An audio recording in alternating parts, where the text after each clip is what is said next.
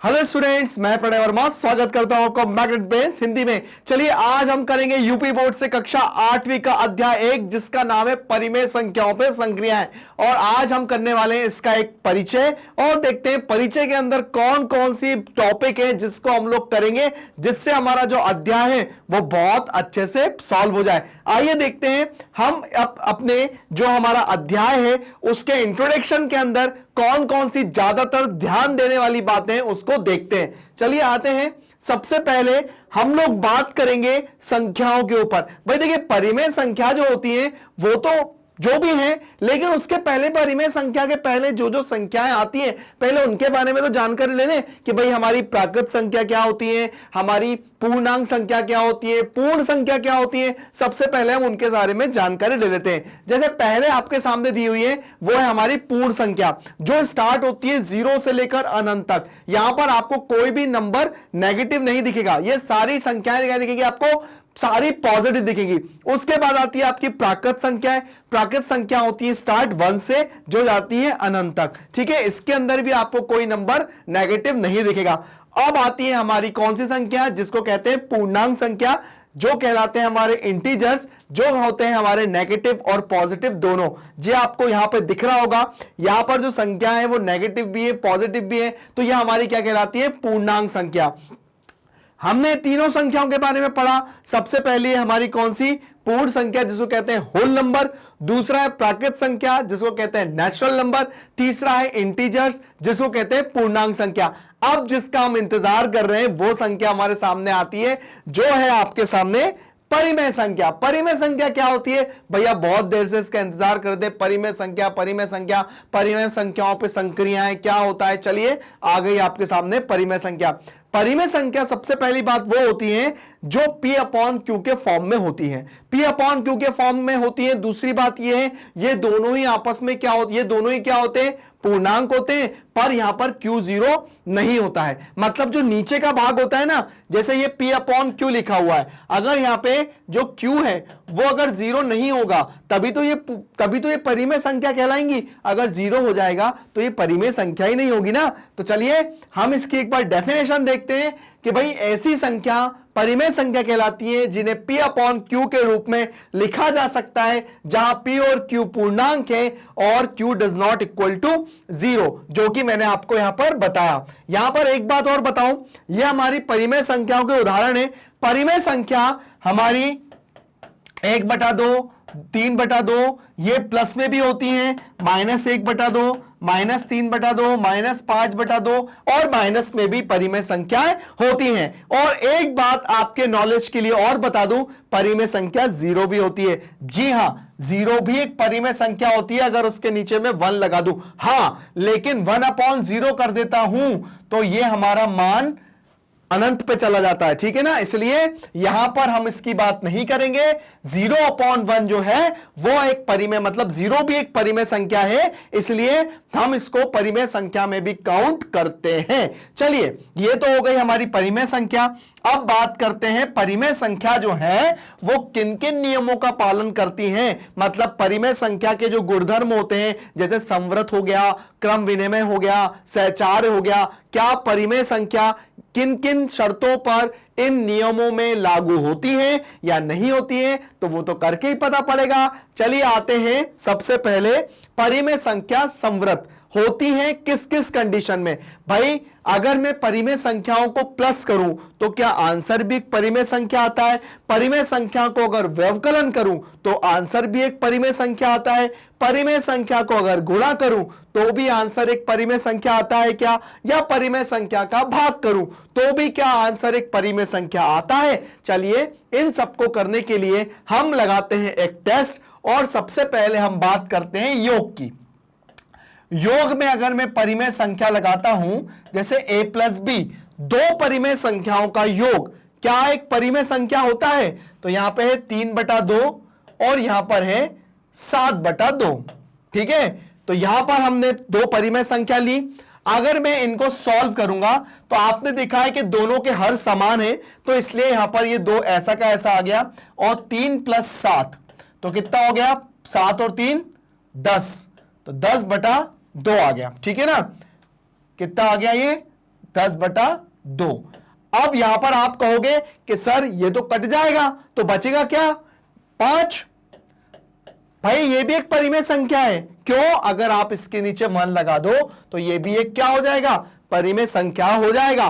तो यहां पर दो संख्याओं को अगर मैं जोड़ता हूं तो आंसर क्या आ रहा है? एक परिमेय संख्या ही आ रहा है। इसका मतलब यह है कि परिमेय संख्या योग में साचार्य वो योग में समवृत होती हैं। हम लोग अपने इसमें लिख सकते हैं स्टेटमेंट में कि हां परिमेय संख्या योग में समवृत होती हैं। हम लिखेंगे परिमेय संख्या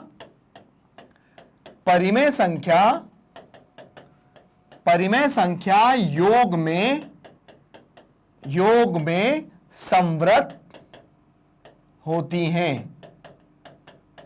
ठीक है, ये तो हो गया पहला। अब बात करते हैं दूसरे की। दूसरे में व्यवकलन में क्या, अगर दो परिमेय संख्याओं को घटाऊं, व्यवकलन का मतलब होता है घटाना, अगर मैं दो परिमेय संख्याओं को घटाऊं तो क्या आंसर भी एक परिमेय संख्या आता है? तो चलिए करके देख लेते हैं। तो चलिए यहां पर मैं ले लेता हूं a माइनस बी का मतलब ये है, अब मैं सेकेंड वाला कर रहा हूं व्यवकलन का, ठीक है ना, मैं लिख देता हूं व्यवकलन। ठीक है, तो व्यवकलन में करती है कि नहीं करती है? भाई ये a माइनस बी है तो यहां लिख लेते हैं 2/5 माइनस 7 या माइनस 9/5। चलिए ये मैंने लिख ली परिमेय संख्या, ठीक है ना। अब मैं करता हूं इनको सॉल्व। तो यहां पे देखिए ये 5 आ गया और 2 माइनस 9, ठीक है। तो अब यहां पर क्या हो जाएगा? यहां पर देखिए यहां पर दोनों हर मेरे एक ही थे तो मैंने यहां पे 5 ही लिख दिया और ऊपर की संख्या को ऐसे कैसे घटा दिया। अब अगर मैं 9 में से 2 को घटाता हूं तो माइनस का 7/5 आता है। तो भाई जैसा कि मैंने बताया था कि परिमेय संख्या धनात्मक भी होती है, परिमेय संख्या ऋणात्मक भी होती है, और आंसर भी मेरा एक परिमेय संख्या आ रहा है। तो हम क्या कहेंगे? हम कहेंगे कि परिमेय संख्या क्या? परिमेय संख्या व्यवकलन में समवृत होती है। तो बस हमें क्या करना है? आ गया। अब हम लिख देंगे परिमेय संख्या व्यवकलन के लिए समवृत है। हम लिख देंगे परिमेय संख्या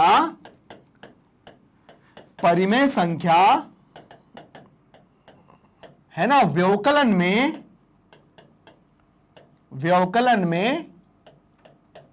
समवृत होती हैं।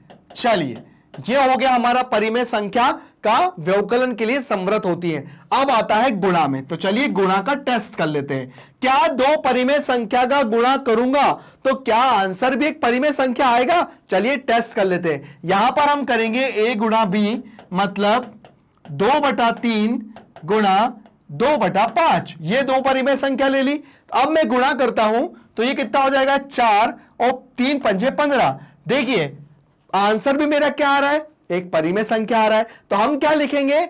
जब दो परिमेय संख्या को गुणा करते हैं तो आंसर भी एक परिमेय संख्या आता है। इसका मतलब यह है कि परिमेय संख्या गुणा के लिए समवृत है। चलिए यहां लिख देंगे भाई परिमेय संख्या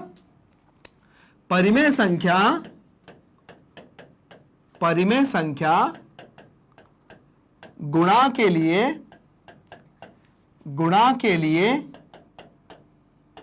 समवृत है।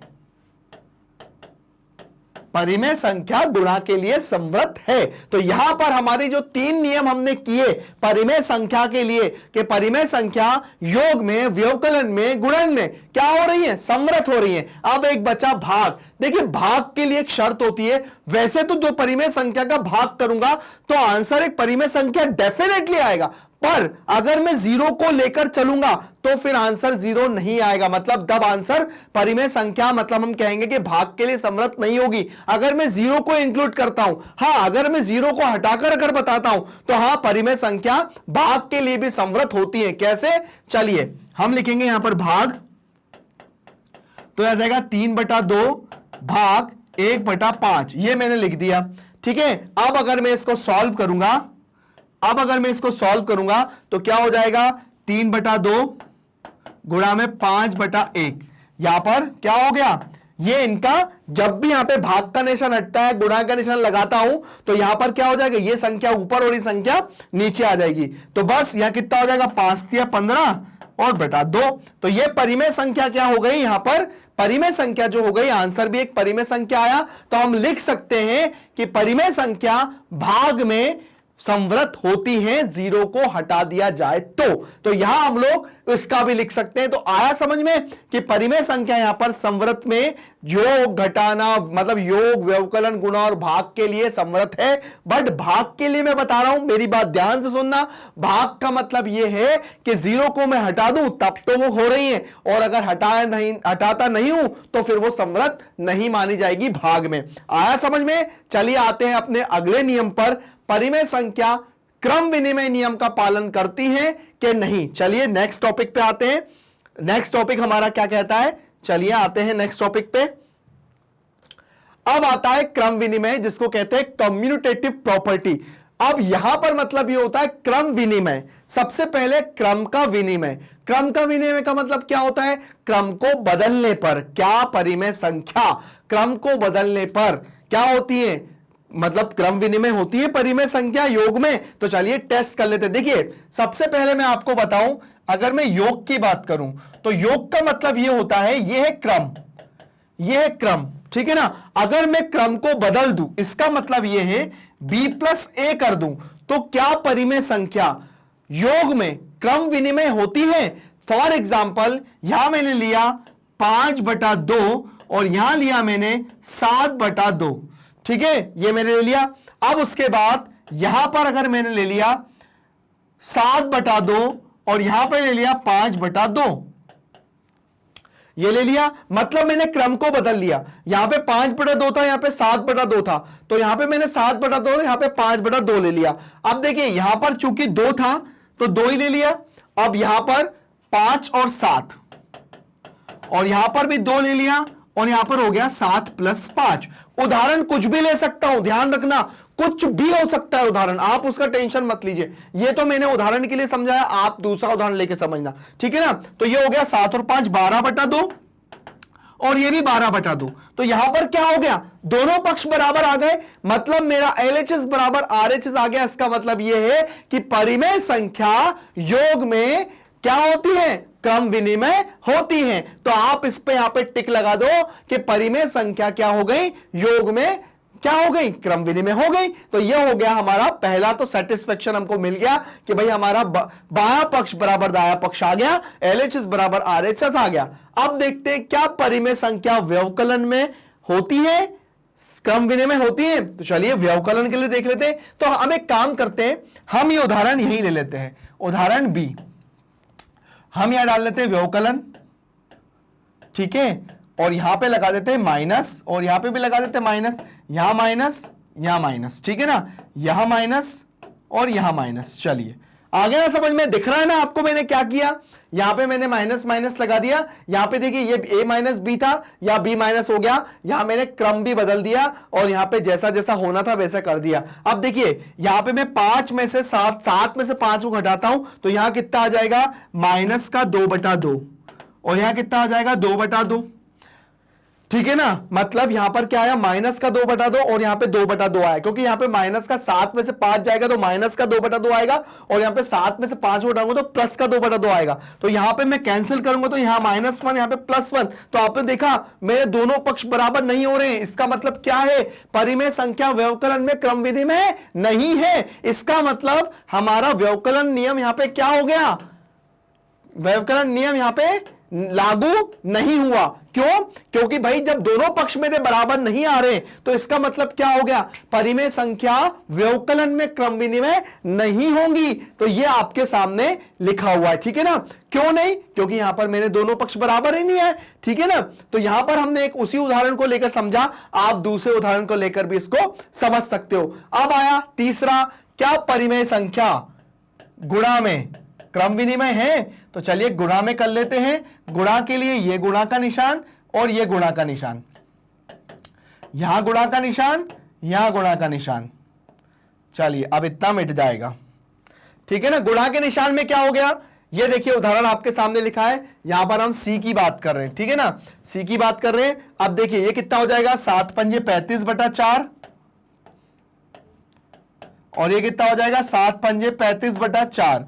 आ गया। मतलब यहां पर आपको क्लियरली समझ में आ रहा है कि परिमेय संख्या गुणा में क्रम विनिमय है। क्यों? क्योंकि यहां पर हमारे दोनों पक्ष क्या हो गए, बराबर हो गए। तो बच्चों दिमाग लगा के अच्छे से समझना, और बार बार मैं बता रहा हूं परिमेय संख्या कब कहां क्या क्या कर देती है, तो आप उसको बिल्कुल अच्छे से समझना और अच्छे से उसको अपने दिमाग में बिठाना। तो हम लोग क्या कहेंगे, परिमेय संख्या गुणा के लिए क्रम विनिमय है। अब बचे भाग वाले मियां। अब भाग वाले मियां क्या कह रहे हैं, क्या परिमेय संख्या भाग में होती है? तो चलिए अब इसको मैं कैसे भाग में बदलता हूं वो भी देख लीजिए। चलिए ये है डी और ये है भाग, ठीक है, ये है भाग। तो हम लिखते हैं यहां पे भाग, यहां पे लिख देते हैं भाग, यहां पे लगा देते हैं भाग, और यहां पे लगा देते हैं भाग। ठीक है, अब आपके सामने ये भाग का नियम आ गया। ठीक है, अब देखिए यहां पर क्या करेंगे, यहां पे लिखेंगे 5/2 और गुणा का निशान लगा दूंगा तो ये 2/7 हो जाएगा। ठीक है, और यहां पे लिखा है 7/2 और यहां पे गुणा का निशान लगा दूंगा तो यहां पर जाएगा 2/5। ठीक है ना। अब देखिए यहां पे 2 से 2 कैंसिल, यहां हो गया 5/7 और यहां पे भी 2 से 2 कैंसिल, ही हो गया 7/5। तो ये क्या हो गया, बराबर नहीं हुआ। तो भाई ये बराबर नहीं हुआ, ये भी बराबर नहीं है, ये भी बराबर नहीं है। तो हम क्या कहेंगे, परिमेय संख्या भाग के लिए क्रम विनिमय नहीं है। ठीक है, तो यहां पर हमने एक ही उदाहरण से मैंने आपको सब समझा दिया कि अगर दोनों पक्ष बराबर हो रहे तो परिमेय संख्या उस नियम का पालन कर रही है, और जहां बराबर नहीं हो रहे वहां उस नियम का पालन वो नहीं कर रही है। मतलब परिमेय संख्या भाग के लिए क्रम विनिमय नहीं है। चलिए आते हैं अपने अगले नियम पे, जिसको कहते हैं साचार्य, और इंग्लिश में कहते हैं उसको एसोसिएटिव प्रॉपर्टी। चलिए आते हैं नेक्स्ट पे। यह रहा हमारा सहचार्य नियम। अब परिमेय संख्या योग के लिए सहचार्य होती है। चलिए अब उसको देखते हैं। इसका मतलब यह है, मान के चलिए यहां पर a + b + c दिया हुआ है और यहां पर भी a + b + c दिया हुआ है। अब इसका मतलब यह है कि आप स्टार्टिंग में कोई भी 2 नंबर ऐसे ले लो और यहां पर इसको ऐसे ले लो। मतलब आपने पहले इन दोनों को इन ब्रैकेट में रखा, सी को बाहर रखा, अब यहां पे ए को बाहर रखा, आपने इन दोनों को ब्रैकेट में रखा।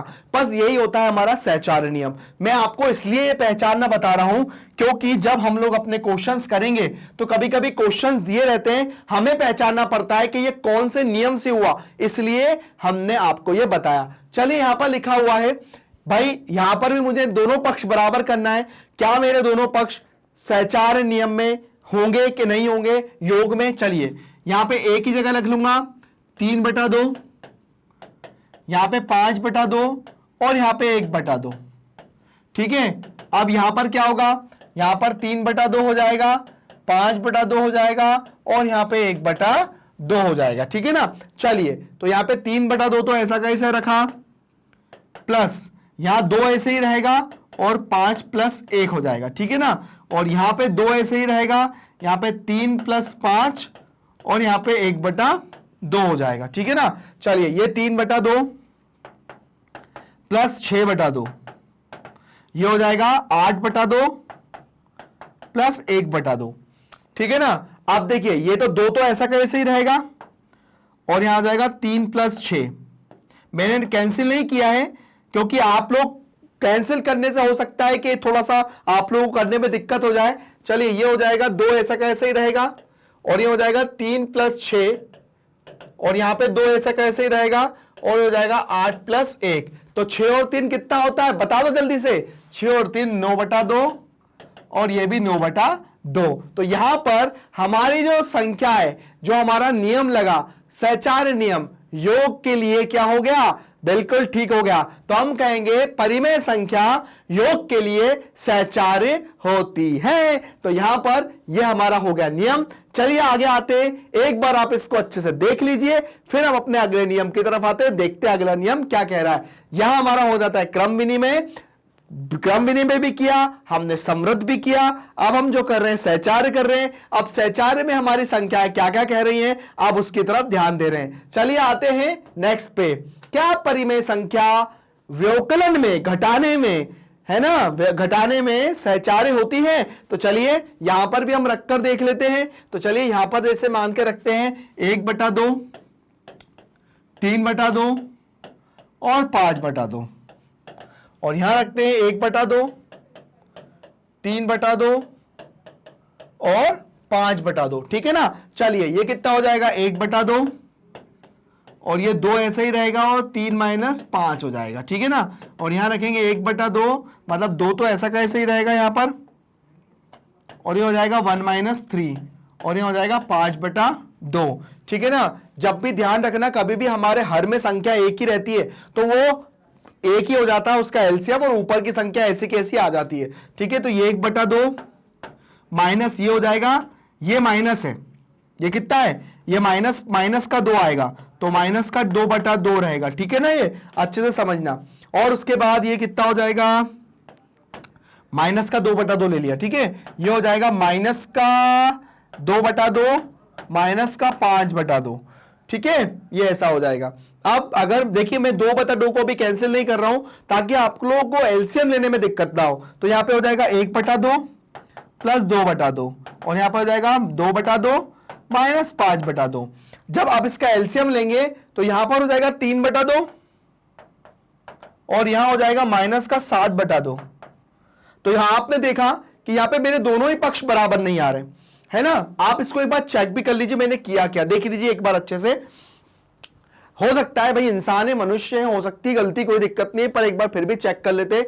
यहां पर 3/2 माइनस 5/2, तो यहां पर हो जाएगा, यहां पर जो है एलसीएम 1 हो जाएगा 3, तो यहां पे हो जाएगा माइनस का 2/2 और यहां पर माइनस 1/2 और माइनस का 5/2, 3 में से 1 गया तो माइनस का 2/2 5/2। तो यहां पर माइनस का 2/2 मैंने कैंसिल नहीं किया है, यहां पर भी 2/2 कैंसिल नहीं किया क्योंकि यहां पर एलसीएम 2 आ जाएगा, यहां पे 3 आ जाएगा और यहां पे 5 और 2 7 और 2, तो आपने देखा है कि यहां पर दोनों क्या है, बराबर नहीं हुए हैं। तो व्यवकलन वैसे भी बराबर नहीं होंगे व्यवकलन में, तो हम लोग कहेंगे सहचार्य जो नियम है हमारा घटाने की संक्रिया के लिए जो हमारा है नहीं है, मतलब परिमेय संख्या घटाने में सहचार्य नियम का पालन नहीं करती है। तो हमने यही चीज सीखी। एक बार आप और देख लो, फिर हम लोग अपने नेक्स्ट पे जाते हैं, देखते हैं क्या दिया हुआ है। तो देखा आप लोगों ने कि भाई हमारी जो घटाने के लिए जो है वो हमारी जो सहचार्य नियम है वो क्या है, घटाने की संक्रिया के लिए नहीं है। अब आते हैं क्या ये गुणा के लिए है। चलिए आते हैं हमारे नेक्स्ट टॉपिक पे। यहां पर दिया है गुणा में, तो गुणा में आप लोगों ने क्या देखा, यहां पर अगर ये दोनों पक्ष बराबर हो जाएंगे तो ये गुणा के लिए हो जाएगा, मतलब ये जो है हमारी जो परिमेय संख्या है वह गुणा में सहचार्य होती है कि नहीं है। चलिए उसको देख लेते हैं। तो यहां पर लिखेंगे, जैसे मान के चलिए 1/2, यहां पे हम लिखते हैं 1/2 गुणा 5/2 गुणा 3/2 और यही चीज यहां करते थे। तो यहां हो जाएगा 1/2 गुणा 5/2 गुणा 3/2। उदाहरण में कह रहा हूं, उदाहरण आप कुछ भी ले सकते हैं, कोई दिक्कत नहीं, उदाहरण में कोई भी हो सकते हैं, ठीक है। तो ये हो जाएगा कितना, 1/2 गुणा 5 × 15/4 और ये हो जाएगा 5 × 5 और 2 दूनी 4 और 3/2, ठीक है। चाहे तो आप यहां का ब्रैकेट हटा दीजिए गुणा करने के बाद, तो हो जाएगा 5 × 15/4, ठीक है, 15/4। तो 15 × 15 और 4 दूनी 8 और यह 5 × 15 और 4 दूनी 8। तो देखा आप लोगों ने यहां पर ये जो गुणा की संक्रिया की, मतलब गुणा में हमारी जो है वह सहचार्य नियम, यहां पे परिमेय संख्या जो है वह गुणा में सहचार्य नियम का पालन कर रही है। तो वही बात है, सीधा सा मतलब ये कि अगर मेरे दोनों पक्ष अगर बराबर आ जाते हैं, यहां आप देख रहे हैं कि ये दोनों पक्ष मेरे बराबर आ गए, तो इसका मतलब ये है कि भाई परिमेय जो संख्या है वह पालन कर रही है, और अगर दोनों पक्ष बराबर नहीं आए तो वो पालन नहीं कर रही है। चलिए आते हैं, क्या ये भाग में कर रही है। चलिए नेक्स्ट पे आते हैं हम लोग, यहां पर देखते हैं भाग में। तो भाग के लिए होता है, जैसे यहां दिया हुआ है a भाग b भाग c और यहां पर दिया है a भाग b भाग c, है ना। अब यहां पर अगर मैं कोई नंबर लेता हूं, जैसे यहां लिखा है 1/3 भाग 5/2 भाग 5/3 और 2/3, चलिए ये ले लिया। और उसके बाद यहां पर मैंने ले लिया 1/3 भाग 5/3 भाग 2/3, ये ले लिया। अब इसको सॉल्व करते हैं, तो ये हो जाएगा 1/3 भाग, ये हो जाएगा 5/3 और गुणा में 3/2, उल्टा हो जाएगा, और यहां पे हो जाएगा 1/3 और ये हो जाएगा 3/5 और ये भाग में था 2/3। ठीक है ना। अब यहां पर देखिए ये 1/3 भाग, अब यहां पर इसको मत लगाइए ब्रैकेट को, अब हमारा 3 से 3 कैंसिल हो गया, ये हो गया 5/2, और यहां पर है 3 से 3 कैंसिल हो गया, यहां हो गया 1/5 भाग 2/3। तो यह 1/3 तो ऐसे ही लिखिए, फिर से ये हो जाएगा 2/5, 1/5 यहां लिखिए, गुणा में ये हो जाएगा 3/2। तो ये कितना हो जाएगा 2/15, ये कितना हो गया 2/15, 2 एकम 2, 5 या 15, और ये 3/10, 3/10, 3 एकम 3, 5 दूनी 10। तो क्या हो गया भाई, ये जो है व्यवकलन के लिए भी नहीं है और भाग के लिए भी नहीं है। अब अगर हम इसको सारणी में देखें तो सारणी में आपको यह चीज स्पष्ट रूप से दिख जाएगी। चलिए देखते हैं, यहां पर सारणी दी है, तो यहां पर दिया हुआ है संवृत्त के अंदर जो हमारा योग है, व्यवकलन है, गुणा है और भाग है। देखिए यहां पर भाग में नहीं लिखा है, इसका मतलब यह है कि यहां पर 0 को शामिल किया है, और अगर मैं 0 को शामिल नहीं करता तो यहां पर भी संवृत्त के लिए जो होता भाग जो हो जाता वो सत्य हो जाता। तो चलिए एक बार इसको ऐसे ले लेते हैं भाई, योग के लिए है, व्यवकलन के लिए है, योग के लिए भी है, व्यवकलन के लिए भी है, गुणन के लिए भी है, और भाग के लिए है भी और नहीं भी, ये दोनों हो सकता है। ठीक है ना, क्योंकि मैंने बताया कि भाग के लिए अगर 0 को अगर शामिल कर रहे हैं तो भाग के लिए संवृत्त नियम नहीं होगा, पर अगर 0 को हटाकर करते हैं तो फिर भाग के लिए भी ये नियम जो हो जाता है संवृत्त हो जाता है। ठीक है, चलिए आते हैं नेक्स्ट टॉपिक पे। अगर मैं क्रम विनिमय में अगर मैं देखूं, क्रम विनिमय में कि हमारी जो परिमेय संख्या है वो योग के लिए, व्यवकलन के लिए, गुणन के लिए और भाग के लिए, तो योग के लिए है, व्यवकलन के लिए नहीं है, योग के लिए है, व्यवकलन के लिए नहीं है, गुणा के लिए है पर भाग के लिए नहीं है। यहां पर मैंने टेबल के रूप में इसको इसलिए बताया क्योंकि हो सकता है यह क्वेश्चन आपको एमसीक्यूज में पूछ ले, यह क्वेश्चन आपको खाली स्थान में पूछ ले, सही गलत में पूछ ले, या एक शब्द में उत्तर में पूछ ले, इसलिए आप लोग बहुत अच्छे से इस चीज को समझिएगा। उसके बाद अगर यही नियम मैं पूछूं आपसे अगला सहचार्य नियम, तो योग में सहचार्य पालन करता है ना, योग में जो सहचार्य है वो पालन करेगा, व्यवकलन में नहीं करेगा, गुणा में करेगा और भाग में नहीं करेगा। तो यहां पर सारणी के रूप में हमने इसको सीखा, समझा, जाना, पहचाना, और हमारा ये जो नियम से रिलेटेड जो चीज थी वो हमने सीखी। एक बार जैसे मैं आपको बता दूं, जैसे परिमेय संख्या है, परिमेय संख्या में जो हमने नियम सीखे कौन कौन से थे, संवृत्त था, सहचार्य था और संवृत्त क्रम विनिमय, संवृत्त क्रम विनिमय और सहचार्य, है ना। और तीनों में क्या था, तीनों में था योग, है ना, व्यवकलन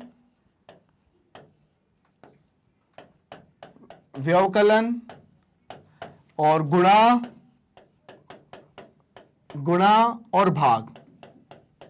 ठीक है, तो अब यहां पर भी क्या था, योग, मतलब मैं बता दूं कि योग और गुणा, और यहां पर भी योग और गुणा। मतलब यहां पर अगर मैं बात करूं कि परिमेय संख्या संवृत्त में तो सभी का पालन करेंगी, पर योग में, पर क्रम विनिमय में योग और गुणा का, और सहचार्य में भी योग और गुणा का पालन करेगी, बाकी फिर पालन नहीं करेगी। मतलब अगर मैं सीधा सीधा बात करूंगा क्रम विनिमय में दो ही नियम का, दो ही करेंगी वो संख्या, योग का और गुणा का, और सहचार्य में भी योग का और गुणा का, भाग और व्यवकलन का पालन नहीं करती है। तो यह हमारी जो गुणधर्म हो गए वो सारे गुणधर्म हमने पढ़े, और यही गुणधर्म अब आपसे पूछे जाएंगे जब हम अपने क्वेश्चंस करेंगे कि कौन सा गुणधर्म इसमें लगा। तो आप लोग बिना किसी दिक्कत के, अगर आपको टेबल बहुत अच्छे से पता है तो आप इसका आंसर दे सकते हैं। हमारा अगला टॉपिक आता है, ये महाशय भी एक हमारे चैप्टर के अंदर हैं जिनको अवॉइड करना बहुत गलत होगा, क्योंकि ये भी पूछे जाते हैं हमारे क्वेश्चन सॉल्विंग में, जिनको कहते हैं वितर्कता, जिनको कहते हैं डिस्ट्रीब्यूटिव प्रॉपर्टी। क्या होता है, डिस्ट्रीब्यूट करना मतलब बांटना। मान के चलिए आपके सामने इस तरह से क्वेश्चन दिया है और इसको डिस्ट्रीब्यूट करना है, मतलब जैसे दिया है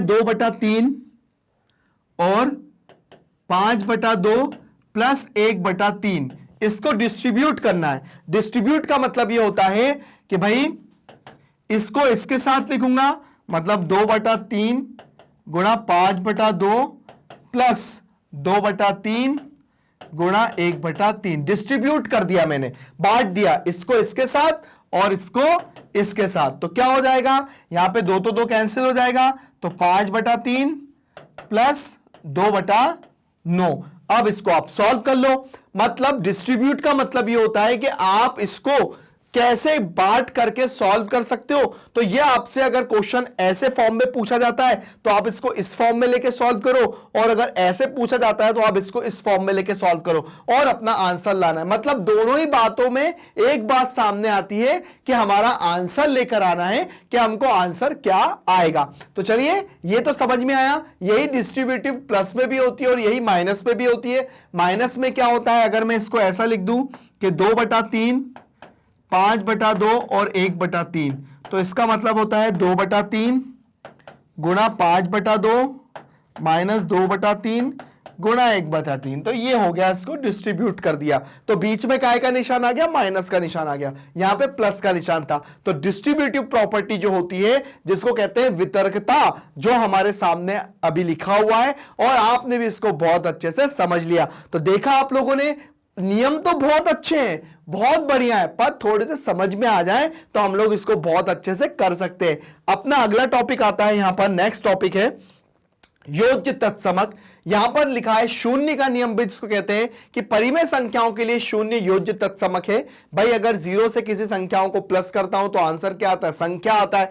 जैसे 5 को 0 से प्लस किया तो आंसर प्लस ही आया। ऐसे ही जब हम चैप्टर में करेंगे तो हमको आगे और भी नियम देखने को मिलेंगे, कैसे उनको सॉल्व करते हैं, किस तरह से करते हैं, वो हम लोग देखेंगे। ऐसे ही आपके सामने जो नियम आता है वो आता है गुणात्मक तत्समक। अगर 1 का किसी संख्या में गुणा करता हूं तो आंसर क्या आता है, वो संख्या ही आएगा। मतलब 1 से किसी संख्या का गुणा करूंगा, से 1 से गुणा करूंगा संख्या का, तो 1 मतलब संख्या ही आएगा। तो परिमेय संख्याओं के लिए गुणात्मक तत्समक है। यहां पर एक हमारे जो छोटा सा जो इंट्रोडक्शन हमने लिया था हमारे अध्याय 1 का, वो होता है खत्म, जो कि बहुत अच्छा था। बट आप लोग हमारे वीडियो कैसे देख सकते हैं और आप लोग हमारे चैनल में कैसे बने रह सकते हैं, इसकी मैं पूरी प्रोसेस बताऊंगा। लेकिन सबसे पहले यह है कि जो हमने यूपी बोर्ड में जो हम लोग कर रहे हैं, हमारी जो मैथ्स कर रहे हैं, उसके अंदर जो जो चीजें हैं इंट्रोडक्शन में, वो सारी चीजें हम लोगों ने यहां पर करी और उसके बाद यहां पर आप लोगों को एक इंट्रोडक्शन बताया। बस बहुत जल्दी हम आपके लिए इनका एक चैप्टर भी लेकर आने वाले हैं। पर बने कहां रहना है, आप लोगों को बने रहना है मैग्नेट ब्रेन्स हिंदी के साथ, जो देता है 7 से लेकर 12 तक का एजुकेशन, वो भी बिल्कुल फ्री में। यहां पर मैं आपको एक बात और बताना चाहूंगा कि आपको यहां पर किसी भी वीडियो को देखने के लिए कोई चार्ज नहीं देना है। आपको यहां पर पूरी फ्री, वो भी क्वालिटी के साथ एजुकेशन मिलेगा मैग्नेट ब्रेन्स के साथ। आपके जितने भी छोटे बड़े भाई बहन हो, आपके फ्रेंड्स हो, आप उनको हमारे चैनल के बारे में बताइए, हमारे चैनल को लाइक और सब्सक्राइब करिए। Thank you.